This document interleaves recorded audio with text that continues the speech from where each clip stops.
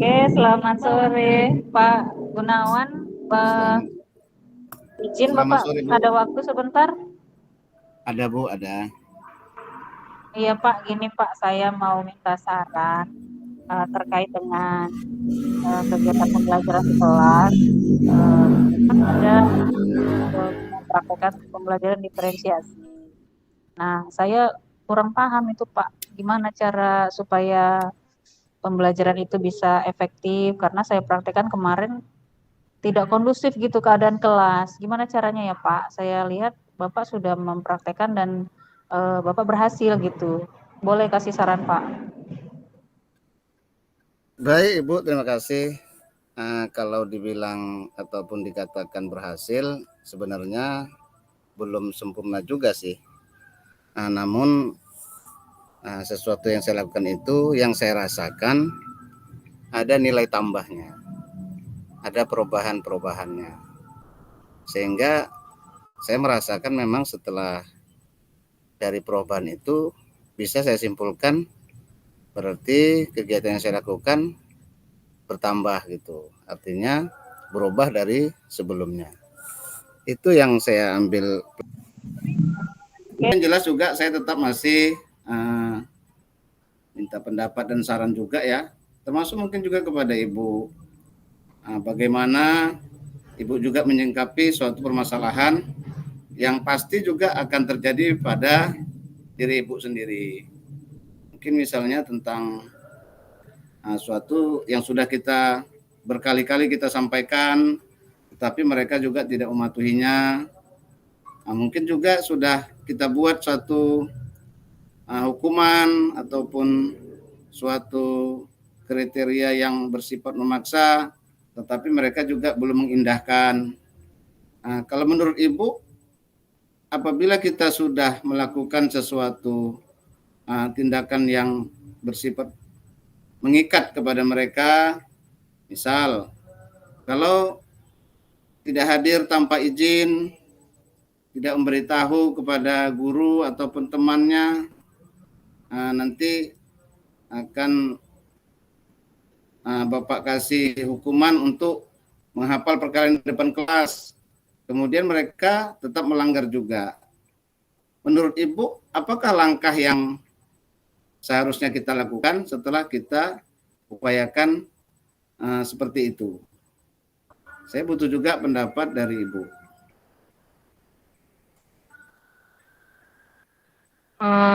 Kalau gitu kita kan harus tahu juga Pak apa alasannya kenapa setelah dikasih hukuman anak itu tidak juga. Ini kan kita harus mungkin ya Pak menurut saya seperti itu kita harus tanya latar belakangnya, apa kegiatannya, apa ada masalah, ada kendala atau gimana.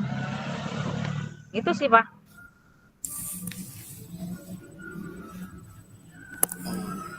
Baik Bu, sini juga saya ada ada sesuatu yang mungkin tidak bisa saya selesaikan secara pemahaman saya, mungkin juga butuh teman untuk menyelesaikan itu ya. Satu hal, siswa yang memang mempunyai sejenis kebiasaan ya, kebiasaan yang memang sepertinya mungkin dia di rumah juga seperti itu, sehingga terbawa ke sekolah, selalu memang kalau diberi arahan sepertinya mendengarkan gitu, tapi begitu pelaksanaannya tidak juga dilaksanakan gitu. Jadi terkadang itu menjadi satu beban kita juga sih. Ini kadang-kadang si anak ini diam, tapi mendengarkan, dikasih masukan mendengarkan, tapi begitu kita tunggu hasilnya nggak ada juga perubahan. Dalam menghadapi hal seperti itu, menurut Ibu, adakah langkah-langkah pasti yang kita bisa untuk mengarahkannya ke arah yang lebih baik? Kita cari tahu dulu Pak, kenapa dia tidak mau mendengarkan, atau saat dia mendengarkan itu dia benar-benar mendengarkan atau tidak gitu. Coba kita pancing-pancing dengan pertanyaan-pertanyaan. supaya dia apa namanya yang butuh jawaban dari dia. Kalau kalau misalnya kita hanya kasih apa namanya nasihat yang mengharuskan dia tidak berbicara, kan mungkin bisa jadi dia dengar, dia diem, tapi dia dengar tidak mendengar benar-benar. Tapi coba kita pancing dengan pertanyaan-pertanyaan sederhana yang memang untuk dia membangkitkan fokusnya dan dia bisa menjawab pertanyaan itu. Begitu Pak ya? Oke Bu, kalau memang begitu bisa juga nanti saya lakukan itu ya, salah satu solusi juga kan. Mungkin dia apakah butuh perhatian lebih, mungkin ya itu juga yang perlu kita pahami dari karakter anaknya. Nah, seandainya hal-hal yang biasanya itu anak itu patuh, kemudian dia dengan ada teman barunya, biasanya dia berteman dengan A, bagus ya patuh gitu. Kemudian dia berteman dengan si C, ada perubahan-perubahan yang biasanya PR-nya siap, selesai dikerjakan ini nggak dikerjakan. Biasanya kita melihat bukunya PR-nya selalu dikerjakan, ini mengalami perubahan. Jadi kalau seperti itu, apa semestinya kita lakukan kepada anak itu? Apakah memang harus kita sejenis pisahkan dia dengan teman itu, atau memang kita cari solusi lain gitu? Saya mohon juga masukan dari Ibu, karena itu memang saya alami juga di kelas gitu. Berarti kita juga harus mengikut sertakan temannya ini. Kita harus telusuri juga apa aja kegiatan mereka selama berteman. Terus apakah memang ada pengaruhnya dengan pertemanan mereka, dengan tugas-tugas yang tidak dikerjakan. Ya memang sih kita harus memberikan waktu Pak, memantau ya kan. Terus kita ajak mereka pendekatan-pendekatan kepada mereka kan. Kenapa, apa alasannya, dan apakah cuman si yang anak yang tadi aja yang tidak mengerjakan tugas, apakah temannya yang ini yang tadi yang mempengaruhi, kita anggap mempengaruhi, apakah dia juga tidak mengerjakan tugas, apakah mereka sama-sama tidak mengerjakan tugas, apa ada hal lain, begitu sepertinya Pak. Nah, memang kalau saya perhatikan anak C ini memang sebenarnya ya agak apa ya, agak kurang perhatian dengan tugasnya. Apakah mungkin dia cari teman untuk bersama dengan dia, mungkin itu ya. Tapi yang kita sesalkan bahwa anak ini yang sebelumnya dia aktif, kemudian dengan berteman yang akrab dengan si C ini jadi berubah. Terkadang ini yang membuat kita seakan-akan apakah perlu kita pisahkan mereka berteman gitu. Tapi sebenarnya ini juga menjadi permasalahan saya lah sebagai guru untuk memahami tentang itu. Baiklah Pak, terima kasih Pak atas penjelasan Bapak, masukan-masukan dari Bapak. Saya kira saya sudah bisa memahami dan mungkin bisa lebih melakukan pembelajaran diferensiasi secara efektif. Terima kasih ya Pak atas waktunya. Sama-sama Bu. Baik.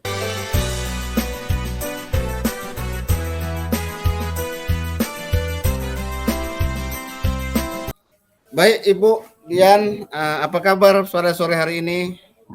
Baik Pak Gunawan. Senang sekali berjumpa dengan Bu Dian. Saya pada sore hari ini ingin menyampaikan sesuatu ini menurut saya suatu permasalahan juga yang saya ingin berbagi, mencarikan solusinya. Solusi itu saya yakin dan percaya, kalaupun tidak sepenuhnya dapat, tapi setidaknya pasti adalah bahan masukan yang dapat saya ambil dari apa yang nanti Ibu sampaikan. Ada beberapa hal yang saya alami dalam kegiatan pembelajaran saya tentang siswa yang nakal. Siswa sering berantem, kemudian itu berdampak pada kegiatan proses pembelajaran yang akhirnya juga akan berdampak luas. Misalnya seperti ini, pada beberapa saat yang lalu ada beberapa siswa yang tidak mengerjakan tugas. Kemudian pada jam awal pembelajaran, siswa tersebut saya suruh mengerjakan tugasnya di teras. Nah, begitu selang waktu 2 menit mereka berdiri di kelas, kalau saya prediksi dalam waktu 5 menit mereka akan dapat menyelesaikan tugas itu. Karena tugasnya juga tidak sulit. Nah, selang waktu 2 menit itu, maka terjadilah perkelahian mereka di luar. Nah, dorong-dorongan sehingga ada yang terluka. Kemudian itu menjadikan permasalahan bagi saya. Yang menjadi permasalahan, anak itu menangis dan kemudiannya minta antar pulang. Singkat ceritanya, begitu sampai di rumah, orang tuanya marah melihat anaknya terluka dengan kemudian anak itu menangis. Sehingga orang tuanya datang ke sekolah ingin mendorong anak yang mendorong tadi, artinya membawa. Jadi maksud saya begini Ibu, dalam hal tersebut saya mohon juga kepada Ibu letak kelemahan saya dalam memberikan hukuman dan juga letak kelemahan saya dalam melaksanakan pembelajaran dalam suasana yang seperti itu. Terima kasih Bu. Ya, jadi Pak Gunawan, terjadinya hal seperti itu, kejadian seperti itu, apakah Bapak memantau anak-anak itu ketika Bapak memberikan tugas mereka di teras tuh, apakah dalam pantauan Bapak? Sebenarnya begini Bu, kalau memantau secara utuh memang tidak ya, karena begitu saya mulai pembelajaran di kelas, mereka saya suruh keluar itu, maksud saya akan memantau, saya sambil sebenarnya, saya bagilah istilahnya waktu untuk di dalam dan untuk di luar. Tapi di saat saya belum sempat membagi waktu itu, terjadilah berantemnya di luar. Ini yang saya rasakan, kemudian berdampak seperti itu. Jadi menurut Bapak apakah efektif cara Bapak seperti itu dengan memberikan mereka hukuman mengerjakan tugas di teras itu? Menurut Bapak efektif nggak itu dengan terjadinya hal-hal seperti ini? Pada awalnya saya berpikir begini Bu, karena itu tidak membutuhkan waktu lama ya, saya kira hanya dalam hitungan 5 menit saja itu akan selesai dan mereka akan kembali ke kelas bersama temannya. Yang saya sayangkan itu kan waktu yang 5 menit yang saya berikan itu tidak mereka gunakan untuk mengerjakan tugasnya, tapi untuk berkelahi tadi, untuk dorong-dorongan tadi. Itu saja sebenarnya. Iya benar, itu tadi karena kita tidak memantau mereka. Nah, apa salahnya kalau misalnya kita gunakan tempat yang masih dapat kita jangkau dalam pantauan, misalnya di sudut kelas atau di depan kelas kan? Menurut Bapak gimana? Dengan kejadian ini, ya Bapak lah, menurut Bapak apakah efektif atau ada solusi supaya tidak terjadi kejadian seperti ini lagi?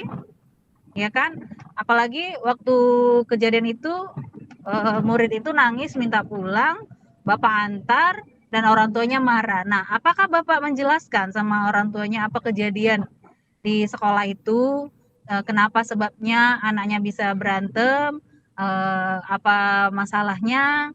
Apakah Bapak menjelaskan itu kepada orang tuanya? Sebenarnya begini Bu, karena memang si anak menangis dan minta pulang, saya suruh penjaga mengantar gitu ya. Suruh penjaga mengantarkan pulang dan saya beri arahan.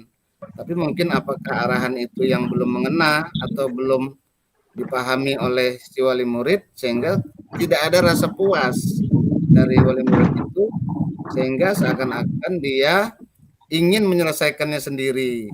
Artinya dia akan merasa puas kalau anak yang mendorong anaknya itu juga luka seperti anaknya gitu.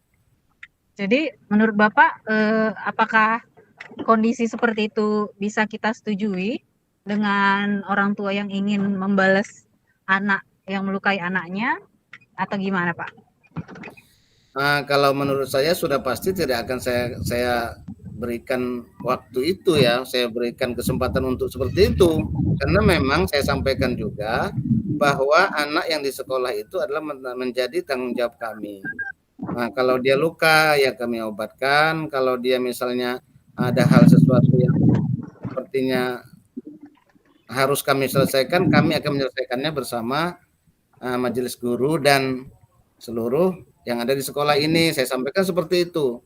Tapi memang Bu, begini yang saya mau cari juga solusinya, mungkin dari Ibu juga ya. Apakah ada trik lain selain memberikan hukuman seperti itu kepada siswa tentang PR atau gimana begitu Bu? Oke, nah kalau tadi solusinya Bapak memberikan hukuman itu tidak efektif, coba ide apa kira-kira menurut Bapak yang untuk meminimalisasi kejadian-kejadian seperti itu selain memberikan PR yang di luar pantauan kita, kira-kira apa? Menurut Bapak nih apa yang bisa kita gunakan untuk membuat efek jerah ke anak-anak tapi tidak membahayakan gitu Pak? Tidak memberikan ruang lah, tidak memberikan kesempatan kepada mereka untuk berantem gitu. Coba. Sebenarnya memang yang saya lakukan itu di samping hukuman itu, karena hukuman sebenarnya tidak efektif juga ya untuk mereka itu lebih. Iya benar, tidak efektif hukuman itu. Iya, tidak efektif. Setelah kejadian itu, maka saya bisa memahami bahwa hukuman itu tidak efektif untuk dijadikan dasar bahwa anak itu berubah, bahwa anak itu lebih giat untuk belajar. Ternyata memang yang saya lakukan itu, saya selalu berharap itu kepada siswa, dan saya lakukan adalah tetap mengajak mereka untuk menyelesaikan sesuatu itu bersama-sama. Artinya begini, kalaupun ada tugas, memang setidak-tidaknya mereka harus betul-betul memahami, tidak ada alasan lagi bahwa tugasnya sulit, bahwa tidak ada waktu.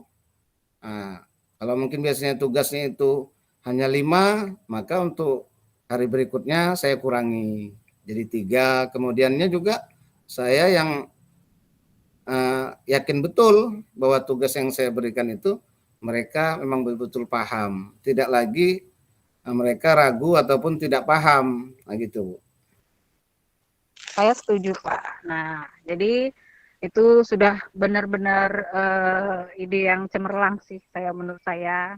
Siapa yang bisa membantu Bapak untuk mengingatkan kalau misalnya Bapak terlupa? Apakah ada teman Bapak yang bisa membantu Bapak melaksanakan hal seperti itu? Yang saya lakukan itu akhir-akhir ini adalah mengadakan pendekatan dengan guru-guru senior ya. Guru senior itu dalam arti kata guru yang lebih telaten lah dia menghadapi siswa. Guru yang sudah dikatakanlah yang usianya sudah lanjut ya, mereka lebih lebih sabar gitu. Jadi setelah saya dapatkan solusi dari mereka tetap ingatkan kepada saya selalu lebih sabar menghadapi anak-anak. Ternyata memang makna sabar itu yang saya lakukan nyata hasilnya gitu loh. Karena memang sebenarnya dengan kesabaran kita yang kurang sebenarnya, maka selalu kita bisa aja marah, bisa aja kita seakan menganggap anak itu kok nggak paham-paham sih gitu. Padahal sebenarnya kita yang kurang sabar. Itu yang saya dapat pelajaran dari teman-teman yang saya minta solusinya. Berarti itu artinya dengan melakukan minta solusi dari teman, itu berarti Bapak melakukan apa itu namanya? Baik untuk kita membuat suatu kebijakan, suatu perubahan-perubahan. Pada awalnya mungkin kita mengira bahwa kita kok seakan-akan hilang kewibawaannya ya, hilang pamornya dan sebagainya. Tapi sebenarnya bukan itu. Ternyata kita yang belum memahami tentang berbagai macam tata kelolanya ataupun prinsip-prinsip baru yang sebenarnya ada cara-cara terbaru, cara-cara terbaik untuk kita mengatasi berbagai macam masalahan. Tapi mungkin selama ini kita pada prinsip kita saja. menurut saya itu Bu, yang jelas dengan kita memahami berbagai model ya ataupun perkembangan pembelajaran, ternyata kita lebih dapat dengan mudah untuk menghadapi hal-hal permasalahan. Iya, seperti tadi Bapak minta bantuan teman, minta saran nasihat dari senior. Itu salah satu bentuk apa itu, Pak? Apa jenis kegiatan kita yang saling minta bertukar pikiran? Sebetulnya itu bentuk Kita pelajari itu diferensi apa? kita ya, bentuk diferensi dan segitiga resolusi kita gitu. Kolaborasi, ya kan, Iya, Pak? termasuk dia berkolaborasi karena memang benar yang Ibu sampaikan tadi, kita lupa selama ini ya. Kita kira kan kolaborasi itu melemahkan gitu. Ternyata kolaborasi itu saling menguatkan gitu. Ternyata kolaborasi punya makna tersendiri dan makna yang ampuh untuk menghadapi berbagai permasalahan. Berarti Bapak sudah bisalah nanti mengambil langkah dan solusi dari yang apa Bapak sebutkan. Berarti Bapak sudah tahu lah ya apa solusi dari permasalahan Bapak. Ya, walaupun demikian tetap juga minta saya saran kepada Ibu juga, mungkin kepada yang lain ya, karena memang sebenarnya dalam prinsipnya banyak hal yang kita anggap sulit sebenarnya bukan sulit, tapi karena memang kita belum tahu aja caranya. Nah, setelah kita mau berbagi, mau kita berkolaborasi, mau kita memahami tentang diferensi ya, perubahan ataupun perbedaan-perbedaan itu, ternyata memang itu lebih indah gitu. Baik Pak Gunawan, semangat Pak Gunawan, saya pasti Bapak bisa melakukannya. Jangan lupa kolaborasi. Semangat. Oke Bu, semangat. Terima kasih Bu atas waktunya. Terima kasih juga sarannya. Pak Gunawan.